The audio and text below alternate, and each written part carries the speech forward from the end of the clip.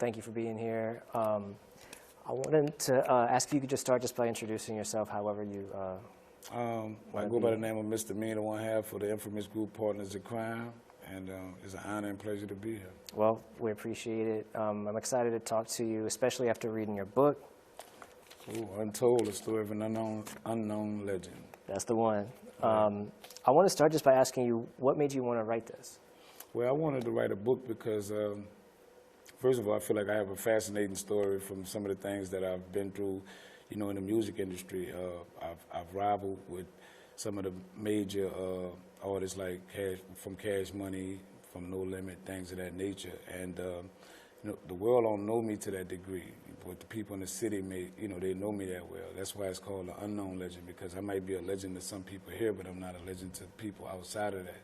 So I just felt like it was a time that I need to tell. I'm getting up in age, and I felt like I need to tell my story before someone else tells my story the way they want to tell it. So I wrote an autobiography to give people my life story from me and not no one else.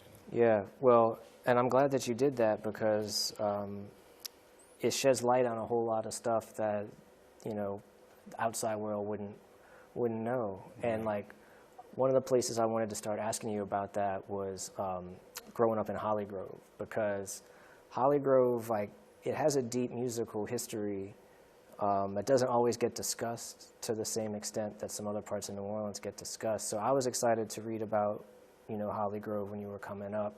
I wanted to ask you about the neighborhood, like what was happening, what were you hearing in the neighborhood musically, like were there other musicians around you?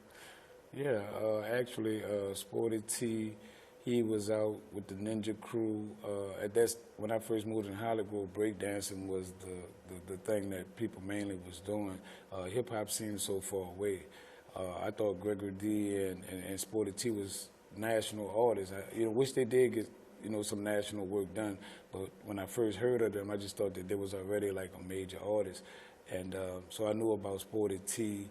Devious come from the same neighborhood as I. And, I was in talent shows with Devious, and I spoke about that in the book, how I got booed and they got cheered on. He was with a group of guys called a Cruising Crew. And, like I say, Fiend is from my neighborhood, Lil Wayne is from my neighborhood. So musically inclined, it was just, we had some nice artists that came from the area that I actually lived in. But the environment was, it was family to me, coming from where I came from prior to moving to Hollygrove. I always had a tough life. Like, I always had to defend myself. I was always a small kid. I was light-skinned, and those kind of guys usually get picked on a lot. I didn't have any big brothers. I didn't have a father figure at the time in the house. So, I had a stepfather, but at the time, I wasn't looking at him as the ideal father figure. So I pretty much was learning from the streets. And when I moved to Hollygrove, they just embraced me, and they started giving me, morals to live by as a man. Like, you don't do that, you do this. A man do this. Keep your mouth closed about this. Things of that nature. And how old were you when you made that move? When I moved to Hollygrove, I had to be about 11. Going on 12, something like that. And earlier than that, you were in the Magnolia, and then I lived in the Magnolia for the majority of my life. Then I moved on Josephine for maybe like a year and a half. So then I moved to Hollywood. And then, like I say, at that age, I was more impressionable, between the age of 12 and 16. That's the becoming of a man. So the things that they was instilling in me was rules that I live by today, morals that I stand on today as a man, Look a man in the eye, give a man a firm handshake. I learned that from those guys, like in the neighborhood. So they had Black Menace in my neighborhood too. So Black Menace, J-Dog, and Threat, they was like big brothers to me. They was some of the people that actually embraced me before rap was even in the picture, and then they started rapping. So I was only inspired to rap because people that I looked up to was starting to take that on as, a hobby or whatever may be the case at the time. They had stopped breakdancing and they started rapping. That's how I got introduced to wanting to rap. And I know Ghost Town was like not too far from where you were living, right? Was that happening in the '80s, or was that not too? It was what it was. It was Ghost Town. when I was living in Hollygrove, but it was mainly for the older people, adults. Like my stepfather, my mom wasn't really a person at club a lot, but my stepfather was. So I used to see him coming out of tips and things of that nature. But so I mean, it wasn't tips yet; it was Ghost Town.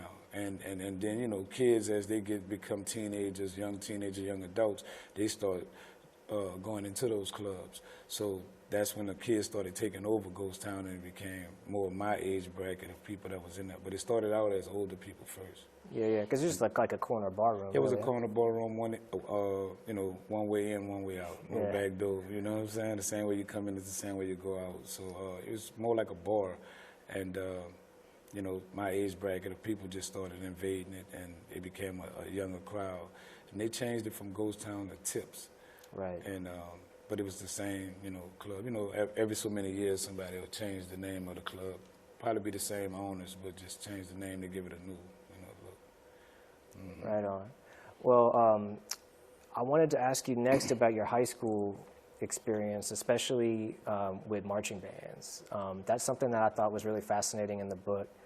And at Forche, you mentioned that you were in the band under, I think it was Mr. Elijah Brimmer, right? Elijah Brimmer. Rest in peace to Elijah Brimmer. Yeah, I wondered if you could just share some memories of him, because he was such an important figure in the city. He was a guy that, you know, he gave me, you know, I was in beginner band. You know, I started Forche. I went to Forche in the 9th grade.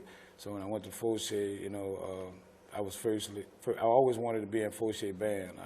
I loved the way they marched. I loved their marching style. I just loved the funk train, things of that nature. So when I got wait, there, hang on. Tell me what the funk train was. The funk train is when the drummers get together, the whole Just drum the drum section, line. and then they just do these drum line routines, and they dance, and they shaking the drums and the cymbals, doing all kind of different stuff. So it was called a funk train, and that's what they do. They get in line and they do, you know, things that they consider funk. And, you know, and Forche was known for having funk, you know, and that's like dancing and, you know, just really turning up. So I always wanted to be in a band from that perspective. When I was going to Sophie B. Wright and go to the parades, I used to see Forche coming there like, it's the F Troop coming through. You know, I've seen them march out of Forche school onto the Ferret Street, come out of the school, go, you know, so I was always like, I'm going to march for them one day. So when I got an opportunity to actually go to Forche, because that's where in Hollygrove all my friends was going to Forche, my mama wanted me to go to St. Aug or 35, and I just wanted to follow my friends. So I failed the test at 3.5 on purpose just to go to Forche. So I wound up going to Forche, and when I went to the first band rehearsal, I knew that I couldn't get in their drum section. It was like grown men compared to what I look like, you know, and I was like, those guys look real, you know, they looked tough, like to actually try to get in that band. So I talked to Mr. Brummer, he was like, hey man, I'm gonna put you on something you can march, because my mom's had a talk with him, and she was like, put him on something light, he's small, so he put me on the clarinet. I never knew what a clarinet was. Practicing with the clarinet, he told me to come to band practice. When I got in band practice, I saw all females. I was like, oh no, like, you know, because I still come from a neighborhood where they ridicule you and being in a section full of girls. So I was like, I can't do that. So I talked to Mr. Brummer, and I was like, Mr. Brummer, he was like, look, son, I play flute. You know, it's no bad thing you're learning music. You know, this is, you know, trying to tell me all about how important the woodwind section is in the band, and, you know, giving me those type of things. And I was like, I just don't want to get ribbed about it. I don't want to get talked about or ridiculed. So can you put me on something else? He was like, look, bring the clarinet back, get a trumpet. I'll teach you how to play trumpet. So that's where I learned how to play trumpet. But when I go to band practice and watch the band, I still wanted to be in that drum section. And the closest thing to having any control of being like funk was the drill squad. So I felt like, okay, they got small guys in the drill squad, you know, you got your flag, and, you know, your sword, and, you know, you get to dance and do certain things. So I was like, I'm gonna join the color guards of the drill squad. So I wound up getting in that, and, you know, I found my place in Forche at that time. Yeah, because the drum section was like men with beards. They just look old, like, you know, they just looked too grown for me. And even though I might have been close in age to these guys, I just looked so small in high school. You'd have thought I was in the 6th grade. You know? No, that was like me in high school too, man. Right, real small, real young, no facial hair. I just looked like a kid. So, you know, I didn't even fit in with those guys. So the drill squad was best for me at Forche. You know? And then when you went to Sarah T. Reed, were you transitioned into the... to drum section. So I got to play cymbals because they had a guy named T-Bone, They had Precise from Hollygrove. They had a guy named Michael Pierre. See, all these guys played cymbals, and when I was living in Hollygrove, they used to get out there and twirl these cymbals, and I was like, damn, I want to play that, because that's what I wanted to play for Soulja. I didn't want to play drums. I wanted to be in the drum section, but I wanted to play cymbals. But just couldn't make it. The lineup was strong. But like when I went to Sarah T. Reed, it was a brand new school, so they had no section leaders. They was organizing it. So with me having a leaderly spirit, I was like, man, I'm gonna play cymbals. Like if I got an opportunity to pick the instrument I want to play with, that I'm gonna play what I always wanted to play. So I played cymbals, and I had been practicing on cymbals for some years, because, like I said, in Hollygrove, they'll let me play with these cymbals. I was learning how to twirl, learning how to choke, learning how to crash, everything that you need to know. I just didn't know how to read that particular music.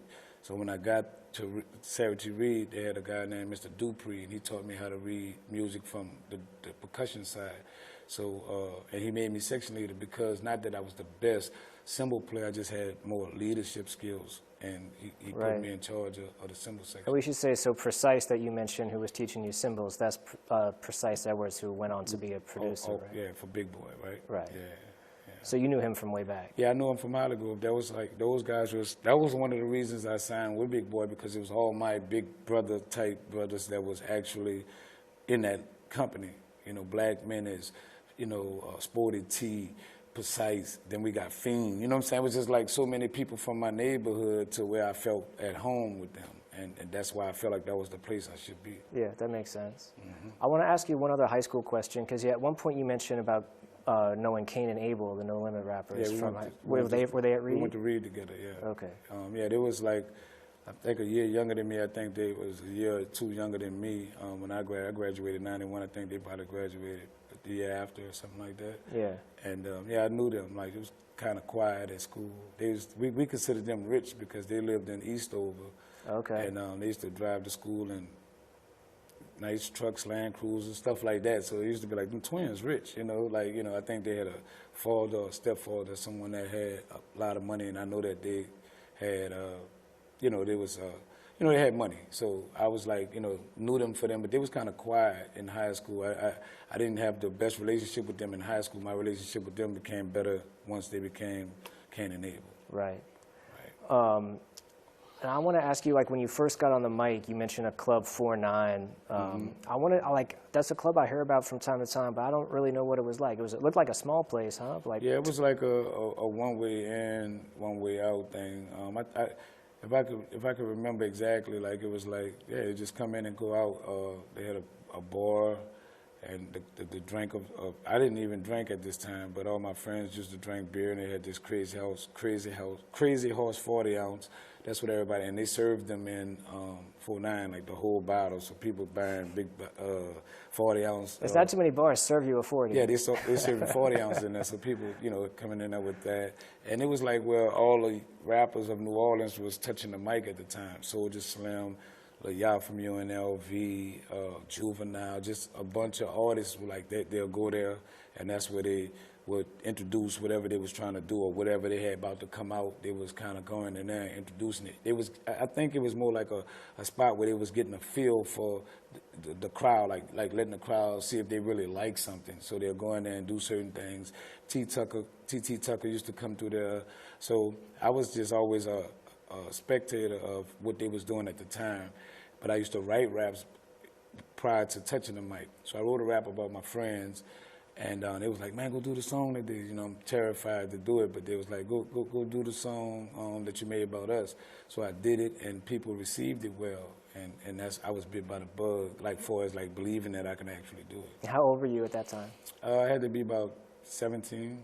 Okay. 17, 18, something like that, like senior year of high school, because we still was we was getting in clubs and, you know, early fake IDs, things of that nature. So, yeah, I had to be about 17, 18 at that time. Yeah, those were the days when you could get into a club when you were a teenager. What inspired me to do music was, like I said, I went with all my friends in Hollygrove to the Raising Hell concert, and that was like in 85 or 86, probably about 86. That was what, Municipal Auditorium? Yeah, Municipal Auditorium.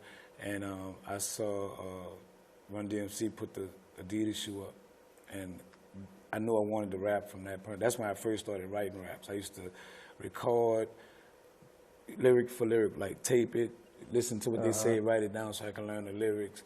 and recite these songs and practice in the mirror and things of that nature. So that's how I entered. That's the first bug that I was bit by, that I wanted to do music. And like I said, 49 was the first time that I touched the mic that made me feel like, oh, I can do music. Yeah. Another party, like your early, like when you were first starting out, it sounded like was doing some of these gong shows. Yeah, that was. We started out doing like gong shows, and then Bobby Marchan gong shows. Some of this stuff was talent shows, but Bobby Marchan was the person that actually was doing what was considered a gong show. And for the people that may not know what a gong show is, it's somewhat like the Apollo, where you rap and people can boo you, and they'll gong you off, and a guy like the Sandman will come, you know, get you off the stage. So it was our New Orleans version of the Apollo.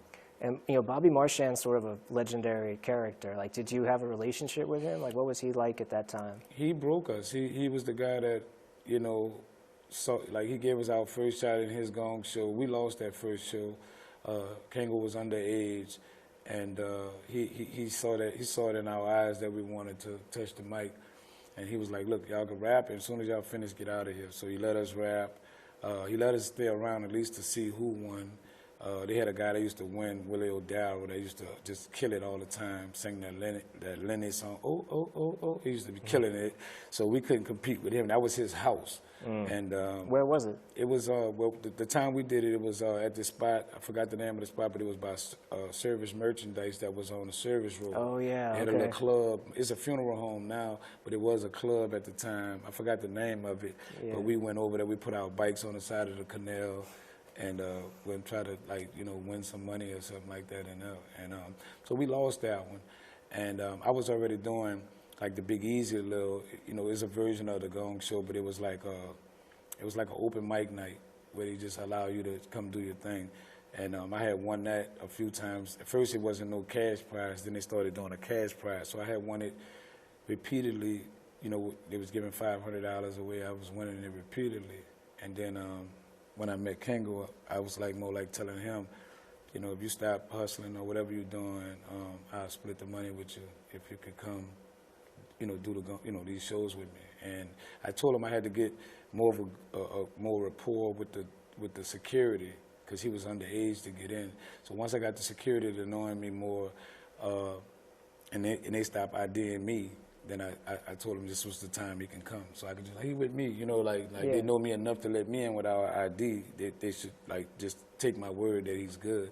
And that's how we started getting in the Big Easy. And we never lost in the Big Easy. I want to ask you, like, I'm curious to hear more about that club, because, like, do you know who was running it at the time? No, I knew the DJ at the time was a guy by the name of DJ Ryan. I don't really know the owner. I wasn't too into the owners unless the owners actually made an introduction to me, like to speak to me. I mainly wanted to know the DJ and the security. That was the most important people to me. Can I get in, and can I touch the mic? And, you know, so DJ Ryan at the time was the DJ, and you know, I remember bringing him a record. It was a Kool and the Gang record. And I'm like, play this. He was like, what you want me to do with that? I'm like, we got a song to this. It was Ride It, Roll It. And he was like, nah, man, let's let me do the Trigger Man, and y'all just run y'all thing. He was like, y'all gonna kill a crowd with that old record, you know? And I came up with the name Partners in Crime, actually, in the thing. First we signed up as Mike and Walter, and then when we came back, it was more like, it probably was Meana and Kango. But, and then he was like, man, y'all don't got no group name? And I was like, Partners in Crime. So some people ask me where I get that from.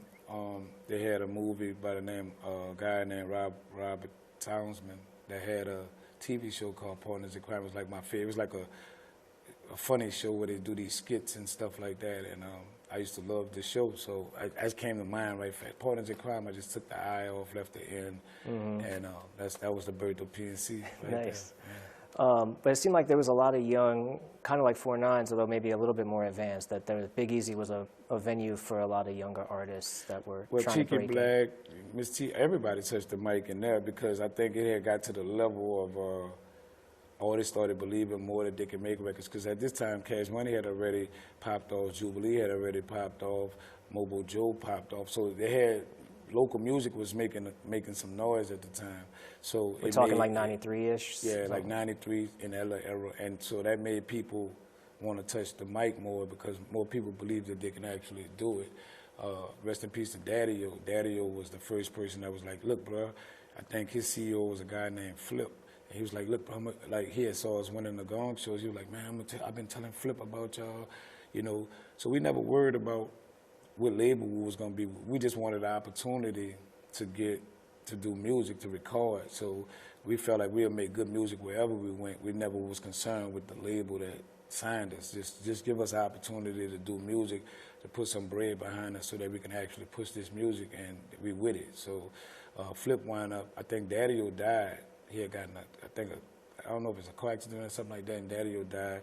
So that like blew that chance. And, you know, the only other people was like Take Full. Big Boy wasn't even established yet. It was Take Full, Cash Money, Mobile at the time that we could have got a deal with, you know. But we was open to deal with any one of them, you know. Right. Yeah, there was like a scene that was really memorable to me from the book about after you met Cash Money, Baby and them, you went by their office in the oil and gas building, and you're describing there's like no furniture in there yet. Yeah, it just had a desk in there. Yeah, just like early days. It was like, this was like a stage of like where they was about to take their business to a real business level. I think when Baby and them first started out, then, you know, at first it was just, I think we always trying to find our way. But I think at that time, they was knowing that they had to get, you know, some brick and mortar behind them, like a location, a spot, or something of that nature. So when we entered, it was like, you could see it was freshly, just new. They just had a desk, and then they was just starting out with that part of their business, like, and yeah, that's where we met them at. We had one day gong show. They had took over the gong show at the Big Easy, or the talent show thing, and they started calling it Cash Money Fridays. And it was like, if you win it 3 times, you know, you can get a record deal with them. And right. That's how we got to meet those brothers. And you also talked about sort of like so PNC's been independent like from the whole time. The whole time, we never had a national, no major deal. But the kind of like 2 centers of gravity in New Orleans that emerged in the 90s was No Limit and Cash Money, right? And you know, you had experiences with both, so I'm curious to hear about your experiences with No Limit now a little bit. You know, you talked about, when you talk about it in the book, but I wonder if you could just share a little bit of how things went with you and well, with No Limit, I met C Murder first. You know, C Murder was dating one of my best friend's sister, and that's how I met him. You know, he was just Corey at the time. So he used to always be over there, and one time, I think it was a few days after Christmas, he was like, hey man, y'all want to go to Richmond? I got a brother, he does music, and he's in California. I'm like, Kango, you want to go to California? You know, it's like, you know, it's a trip. I'm like, yeah, let's go. So we went out there, we met P. And P was a visionist. He met us with No Limit everything. Scully, jacket, socks.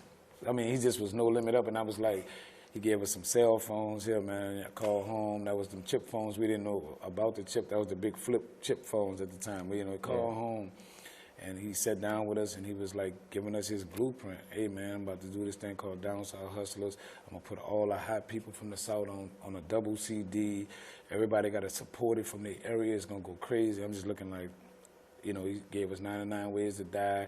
I really didn't believe in him at the time, but like what I did believe, like I say, anywhere we went, we would make our music, and we felt like we would make an impact for where we went. So I was like, hey, P, I hear you, bro, but if you want to sign us, our contract is up for sale. Big Boy trying to get rid of us, you know what I'm saying? You can buy it. So you're like, all right. So we agreed upon some music. We was supposed to be doing a bounce song when we went out there, but KLC wasn't out there. They just had these producers that was from Richmond. So, you know, the Bay Area was more like on a Too Short type sound. So, you know, Too Short say, bitch. Like, that was his word. So we come out, you know, bounce used to start off, a lot of people start bounce out with, bitch, stop talking that. So we going out there doing our little version with the bitch in it, and they was like, astounded, like, man, I like y'all little swag. So we rapping it on those type of beats, which was different because it was like the Bay Area type music, but we was doing New Orleans style rapping on it. So P was like, you know, we went out there, Corey was working on a song. He didn't have a hook, which is C Murder, and Kango came up with a hook called Hustling. I laid a verse, C Murder laid a verse, and then later on, P laid a verse. So P just was kind of like telling us if I use the song, I'm going to pay you X amount of dollars. And we go from there. A handshake and kept it moving and come home. You know what I'm saying? So that was my introduction to P, and that, you know, from there on we had our own relationship from that point on from doing music. Yeah. But that was the first step for us making music with P, you know. Down South Hustlers, like, because I know like that was a big break for Soulja Slim too. Like, what did that do anything for y'all? Like, did that compilation change anything? It didn't do anything for us that we knew of. Like, we didn't feel the impact because Down South Hustlers didn't do as great in New Orleans as it did probably throughout the South. So New Orleans is like a hard place to break music in, and they like what they like. So that's why P understood that, you know, it's the type of song we did with P that didn't help us, because we was like in the box of doing party or a club or bounce music or whatever people want to call it.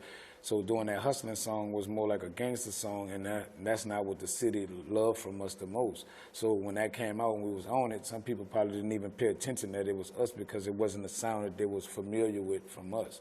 And so we didn't get a lot of recognition from it, but it did good outside of New Orleans. So when we go to some of those other places, they were like, hey, but y'all guys who you know, did the hustling song, I like, that's my jam. And so we started seeing that people liked it outside of New Orleans, but not in New Orleans. Yeah. Like, we didn't get too much of it.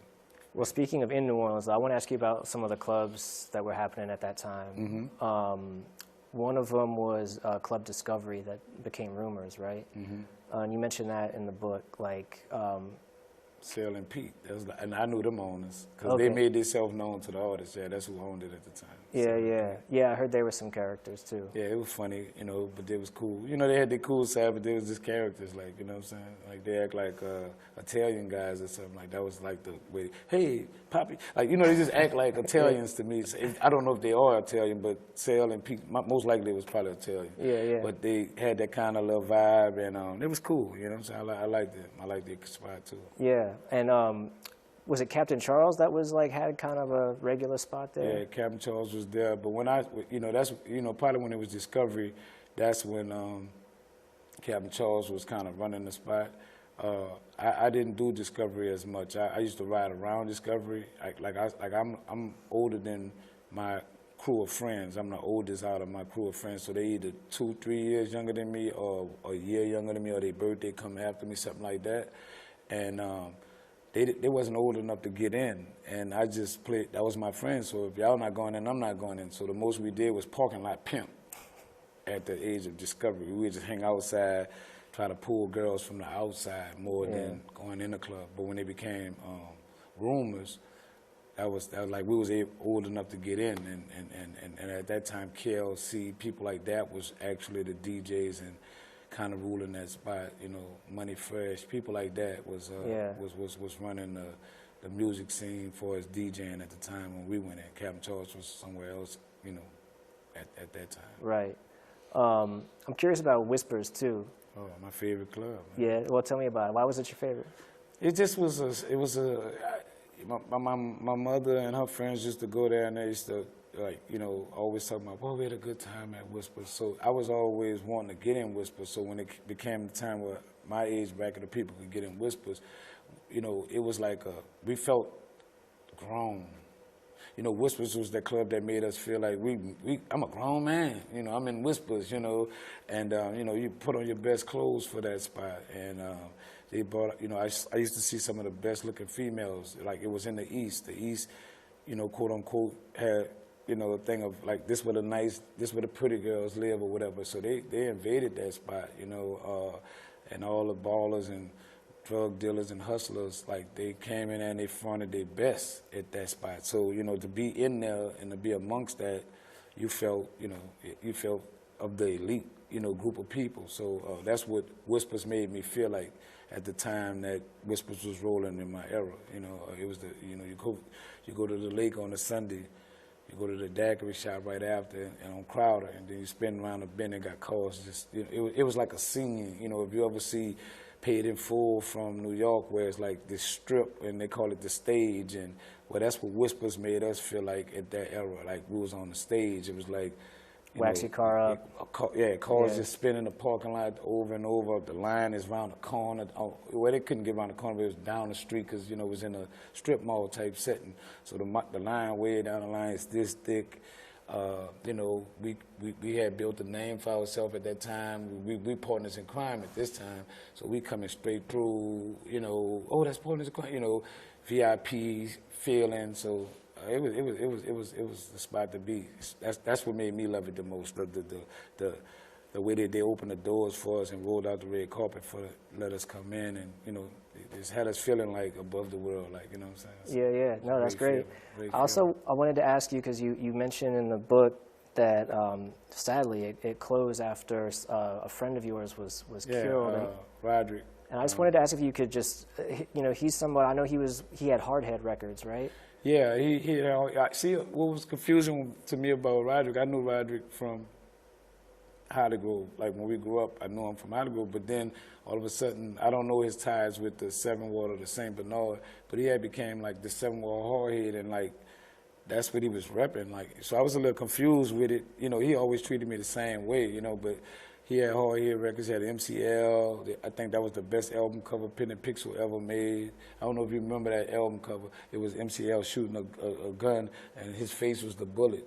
So they got the bullet coming at the thing, and his face was the bullet. I thought that was the dopest Pen and Pixel picture album cover that they made to me, you know. And yeah, he was over that, and he was making some tracks, and he had a name in the street, and that was my dude. He you know, always treated me the same way, no matter what level of life he was on. You know, sometimes people get money and they look down on the people that's not on the same level as them. So he always treated me the same, hugged me, what's up, Mike? You know. So yeah, that night is the night that they closed Whispers down. Somebody shot his car up, and in the parking lot, and that was the last day Whispers was open. That's sad. I just wanted I met my wife that day. I met my wife that last day of Whispers. Like the night that it closed, that's the night I met my wife. Like, you know, so don't believe that you can't meet, you know, your significant other in the club. We did meet in the club the last night. Wow, man. Everything's going down at Whispers. Yeah, Whispers, like I said, it was that type of setting. Like, you know, the Who's of the Who's was there. The prettiest girls of the prettiest girls was in there. You had the best pick of the litter from guys to girls in that particular spot, you know. Right. You had the bottom people, too, in there, too, but the Who's of the Who's was there, and it was the place to be if you wanted to be on that scene, or part of that scene. It was the place to be at, you know. Yeah. Is there any other place that comes to mind in terms of like your where y'all were performing in town at that? Man, we performed on the West Bank, Jay's, Flirts. All those spots was dope to me, man. Especially when it became time to get paid for what you do, you know, because we had our rough times of just having to do all these free shows to get people on what we was doing. So when those things turned around to becoming paid shows, every club was the club for us, you know what I'm saying? New Orleans have been good to us, you know, I mean, I did Pump the Party 100 zillion times, you know what I'm saying? I remember doing Pump the Party in clubs 3 times in a row. Again, one more time, you know, the same song, you know. So, yeah, all the clubs was big to us on East Bank, West Bank, you know, just wherever they had a club in New Orleans, we entered, and they showed us love. It was the same love everywhere. It wasn't like, damn, Willie Rockwell is over here. It was just love everywhere. So that's why I say I love the whole environment of all the clubs, because it all felt good and the same to me, you know. Yeah. Well, speaking of the West Bank, though, I'm curious about Mobo. They had a record store, right, as well as the label. Do you ever go past there? Like, do you know what was happening? No, I had, see, when it came down to the stores that I dealt with locally, was like Peaches. Yeah. It was on this side. The West Bank was like, it was cool, but it was like, it wasn't a place that I entered as much. Like, I kind of stayed in my comfort zone. Like, it was like the West Bank was a way to me at a certain age. It just felt like that. Going across the bridge just felt like I was going into a whole nother world of people, which it wasn't. I found that out later, but at that time of me you know, getting into the music and moving, I just was kind of going to the local stores that was reachable to us. And I knew about stores across the river, but Big Boy had a staff of people that actually go out and handle all the business. But I was already, prior to doing music, I was already buying music from Odyssey. I'll walk up in Hollygrove to Kelton Shopping Center and buy music from Odyssey. When we started making music, Peaches had this thing about scratching your name, like, you know, we'll go in there to see how many records we sold for the week. So she used to have the thing where you 1, 2, 3, 4, and the line 5, like, you know, so we like, where we at right now? You know, surrounding? Oh, y'all sold 110 pieces. Oh, we killing. Who the top seller in here right now? Well, UNLV right here, y'all right here.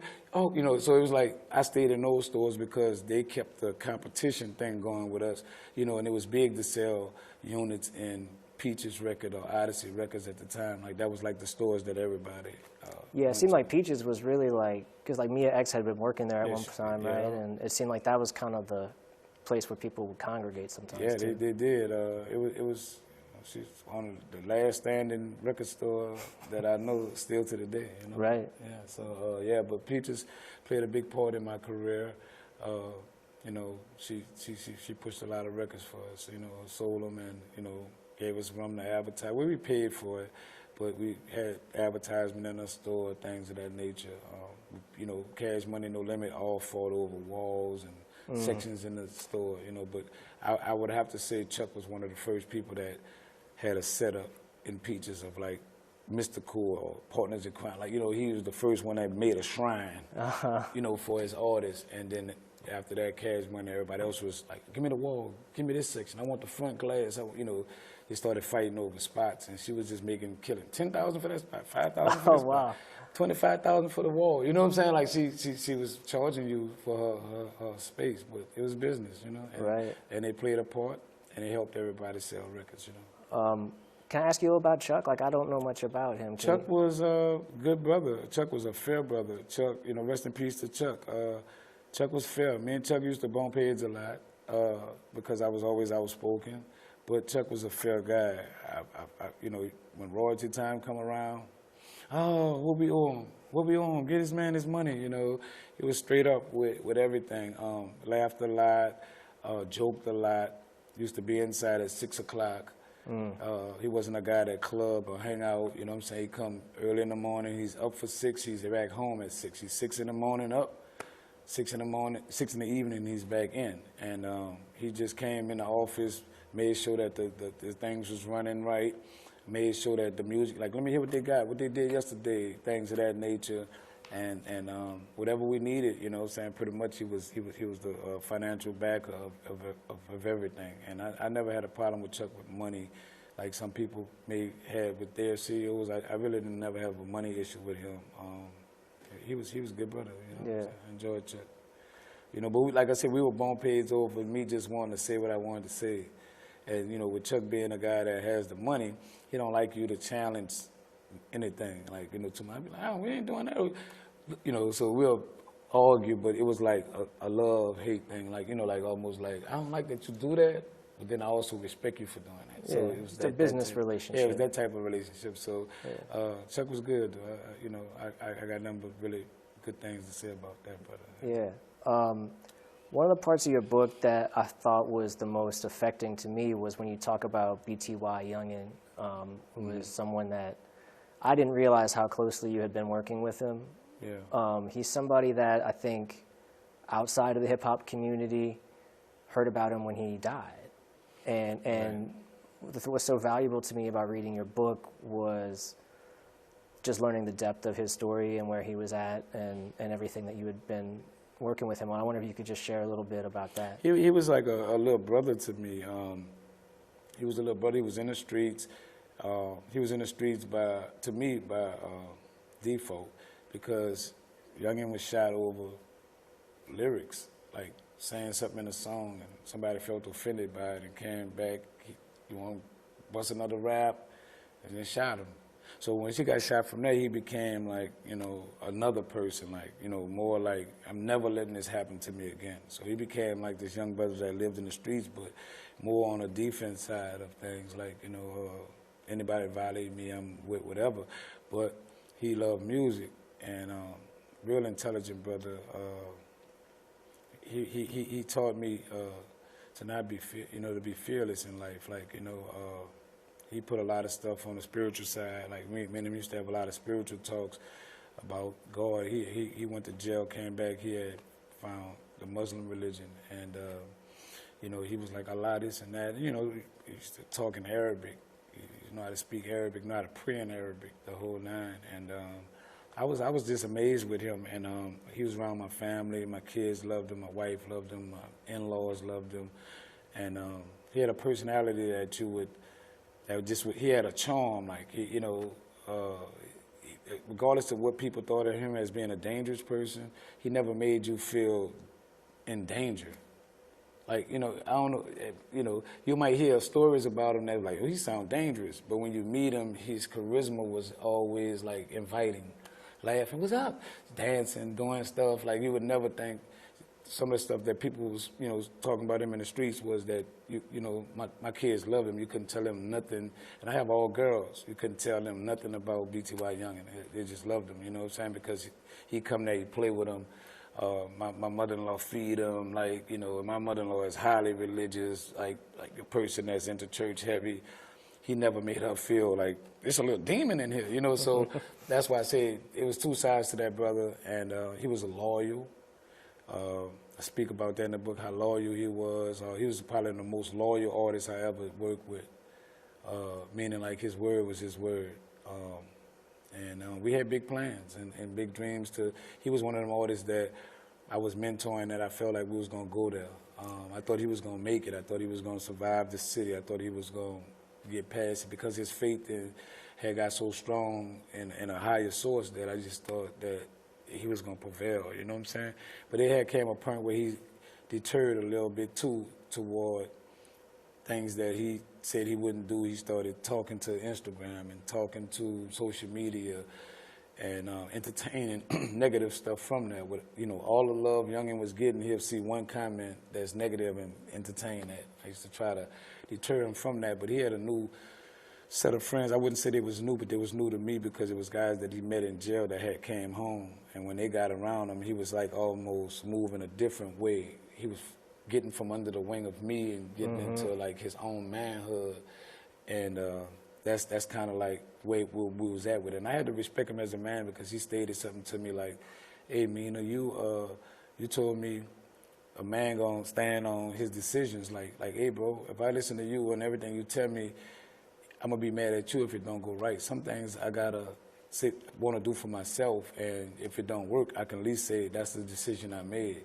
So I was a little mad with him about that, but then we talked, and I was like, "You're right, bro. That's what men do. They stand on what they believe, and if that's what you believe and that's what you stand for, then I gotta respect that." So it was almost like I met him as a young teenage boy, but then he was becoming this man, and I had to let him go as the man that he wanted to be, and we wound up losing him, in the mix of that, and I be holding, I live with like regrets to a certain degree because sometimes I feel like I should have just been more on him and didn't allow him to have as much freedom as he wanted as a man. It's got to be hard to balance though, right? Because, as you said, he's maturing himself, right. And people tell me don't beat myself up about it. I'm getting past that as time goes on, but it's like things me and his mom used to speak about. She was like, man, you have an influence on him. He don't listen to nobody else, but he listen to you. You give him an opportunity to exercise himself through this music, and this is what he wants to do. Like, you're like his dad can't tell him much. I can't tell him much, but you can tell him stuff. So, in a way, when you're hearing that from the mother, I feel like, damn, I let her down. She believed that I could help guide this guy out of here. So that's some of the guilt that I carry because I kind of backed off him at allowing him to be the man he wanted. Even if he was going to be the man he wanted, I felt like I should have been a little bit more persistent with, look, bro, you need to stop doing that. I should have been more on that and stop. Instead, I was allowing him to do those things that I didn't think was cool, and wasn't saying anything about it because I was like, he won't be a man, let him be, So, I feel a little guilty for that. I'm sorry, man. That's a difficult situation. Yeah, that brother would have changed some things in the world because he had a great heart, and I just wish the world could have got to know him for who he really was, the way I know him. You know, like that's the only thing that I, you know, kind of have an issue with. Like, you know what I'm saying? Because I know him differently than some people may look at him. You know. Right.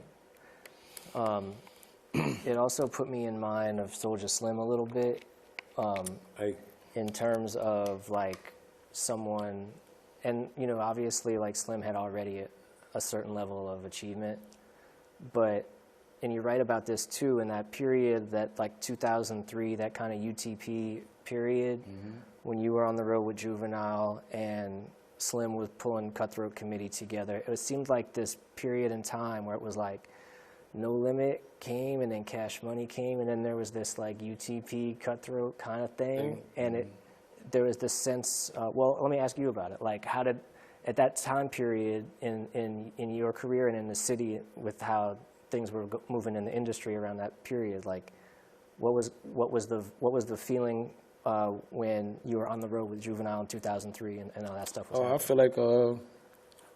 I feel like this was our shot. I felt like the underdog season. You know, Slim was like, you know, an underdog to us. Like, he was good at what he do, but he was a stand-up type of guy that wanted things to go the way he wanted to set his own rules and set his own standards for how he wanted to do business. And not that he wanted to do bad business, just wanted to do business the way that he felt like he wanted to do it. And that's the same demeanor that I carried as a person as well. Like, hey man, like, I'm fair, but I want this. I want my publishing. I want, like, you know. So it was like a birth of guys that stood for that. Juvie wanted that. Partners in Crime wanted that. Slim wanted that. Like, it was like that was the movement that was happening. And you know, when we lost Slim, you know, it was almost like we lost a part of that force that was about to stand for that. Like, you know, when losing Youngin, I was teaching Youngin that was a part of a force that we was losing. That was like, hey, bro, some of these people got to get up here so we can change some of the standards of what the game give. Like, because we're not going to allow people to take our publishing or do certain things that the industry was already doing. Like, we knew, like, we'd rather stay independent and beat the streets up than to let y'all just take, you know, the rights from us to that nature. And that was a group of people that was starting to stand on those type of principles. And we just didn't get to emerge properly to be big as the No Limits or the Cash Moneys, you know, because they had already broke barriers too. P came and got the deals that nobody ever dreamed of. Baby and them come right behind, get the dreams that nobody ever dreamed of. But just the publishing things was probably set up different. The artists still wasn't getting the publishing the way that they wanted. Well, this new movement of guys was standing for the publishing of the artists. Like, this is what we stand for. Juvie gave me a 1-album deal, not no deal to mess over me, a deal to put me in position to be my own boss. Hey man, I'm gonna put you on, I'm gonna give you a deal, I'm gonna give you a 1-album deal with no stipulations, meaning we ain't gonna ask for, you know, if y'all blow it up, or we can blow y'all up, then y'all could go on as y'all own boss man and run y'all own business. Like, that's the structure and the business that we was talking about doing. And that was just different for the industry. Nobody was doing that. Nobody was giving you an opportunity to blow up and then become your own boss. So that's where the movement was at, you know. Youngin, hey, I am not your manager, bro. I just want to see you win, but I'm gonna teach you how to be a CEO, or how you should run your business and what you should get and what, you know. So that's what was emerging, like, you know. And then these people starting to die. It's like it take the wind out of you, because you're like damn, these were the people that was gonna change what we, you know, the things we talked about, you know. So right. That's why I kept saying we had big plans, you know. Yeah, with Slim, this is a bit of a side note, because like it's been coming up on the 20th anniversary of his death. Yeah. And I'm gonna write something about it, so I just wanted to know if I could ask you about that real quick. I just want to get your opinion on, like, I feel like I see like Soulja Slim murals, I see Soulja Slim T-shirts all the time. I hear Soulja Slim songs from 20 years ago being played like it's on the, you know, like it just came out. Right. And I just want to, like, from your perspective, like, what is it about his music, his persona, like, why is he still so? He was real, man. He was his tone, the things he talked about. He was New Orleans. He was like, from a New Orleans street perspective, if you're looking at a guy from New Orleans and he from the streets, he was the pure essence of that. And his music was the pure essence of it. It was nothing cut. It was nothing water whipped, or it was just, it wasn't wavered by, you know, by a long shot. It was like raw and talent, raw talent. And it was the dialogue of how we, you know, how we speak. He sold it all. He sold a whole ism of, if you want to know a street guy from New Orleans, he was the epitome of it. Youngin was the second coming of that. Like for a younger group of people, you know, he was like the epitome of that. So that's why that stuff lasts so long, because that's our attachment. Like if the game has gotten weakened out, water whipped, a Slim is like no cut on the drugs. Like it's just pure cocaine, pure heroin, pure marijuana, like with nothing added to it but you know, the raw essence of it. So that's what people love, and we don't get these people but 10 years at a time or something. They don't come in abundance. They come Tupac. You know, it come like one every so many years, every so many generations. Maybe you might skip a generation of people just to get back to that's one person that come back out that purifies the culture at being who, you know, authentically who they are. And that's what people love, the authenticity of Slim. You know, not that he was perfect, just that he was the raw essence of what the street persona was for a person. You know? Yeah. If that makes sense. I hope I gave a great description. That was great. Yeah, you know, I think that's what I hear.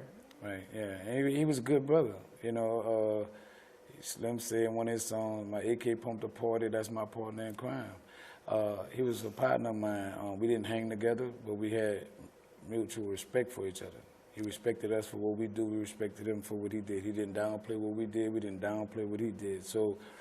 And you had him on a compilation, huh? Yeah, I did. I put him on a compilation called Hard Hitters. Yeah. My goal was to put Slim, Mr. Marcello, and Six Shot on the song. I couldn't get into. Six Shot just didn't come to the studio. So the kind of brother I am, I gave the up-and-coming artist, which was Successful 5, an opportunity to get on the song. So I could have jumped on the song, but Sess was rapping. I liked it, how he rap. I was like, look, I'm going to put you on the song with Slim and Marcello, like, you know what I'm saying? So I just looked at it like I got this uptown thing, and I'm going to put a downtown artist on it to glue it. But I really wanted Six Shot, Marcello, and because they was all Magnolia. Right. And I just felt like there was like 3 of the big dogs from the Magnolia. I would like to hear them on one song. So I was like DJ Khaled before DJ Khaled. In New Orleans, I was putting, you know, I put the squad, I had Lil Wayne on there with the squad up guys. Blockburn, I had them from all walks of life on one compilation. Like, yeah, it's kind of like everybody in New Orleans seemed like they were on that. Yeah, I reached out to UNLV, had them on that, Chop on it, Weeby, you know what I'm saying? It was just a host of the rawest talent on that that I had a relationship with, that I can put them on one project, you know, did pretty well too, you know. Yeah. So some pretty good units. Good, as it should. Right. Is there anything that I haven't asked you about that you want to get to? Well, what I'm doing now, besides being an author, I podcast. So I have a podcast out that I co-host with one of my friends by the name of Gaz. He's like the host of it. I co-host with him. It's called No Rap Cap Podcast. And we're just urban. We're the Slim and the BTY of podcasting. Meaning like we're gonna give you raw. You know, we both come from the streets, and we give it to you, but we give it to you from a mentality of us as today. We might talk about how we was as younger. We might talk about topics at being younger, but we also bring our topics up to date to the men that we are today and the way we view things. So to anybody that's viewing us or check us out, like we talk about a wide range of different things, but we come from the perspective of being from the streets, you know. So we give them that raw essence of New Orleans. If you want to tune into any kind of podcast that you want to know New Orleans and the streets of New Orleans, like we give it to you from that perspective. Yeah, and that's Tuesdays and Thursdays on YouTube. Tuesdays and Thursdays, 7 p.m. on YouTube. Yeah. Right on. Yeah. So that's mainly where I'm at. I'm looking to blow big in the podcast world. That's my new venture besides author. I'm gonna do some more books. I want to write a book with my wife, and I just want to write some other books, just about some different things, some stories, and change some characters up, and write about some things that I've seen in my life, but just, you know, make it like a folk tale, like, you know. Man, I'd love to read that. Yeah. Well, thank you so much for being here, man. Appreciate you having us, Joe. It's a pleasure. Having me, I say us because I'm used to being with Kango. Well, he's here in spirit, Yes, talking all about that. PNC, and so it's like a little. And you know what's funny about Pump the Party? That song was a song created to drive G Slim. Like G Slim comes in the studio, he's in the session, right? So he comes in the session, it was like our turn, it was our time. Maybe it's 4 o'clock, what they call it, prime time, because Big Boy used to block out sessions from like a whole 3 days, 4 days, like 24 hours, like, you know, so it's like, okay, it's our turn to record. So when we come in, they say, oh man, what y'all about to do, Pump the Party? Like, y'all about to come with that party, you know, stuff, like, so we was like, yeah.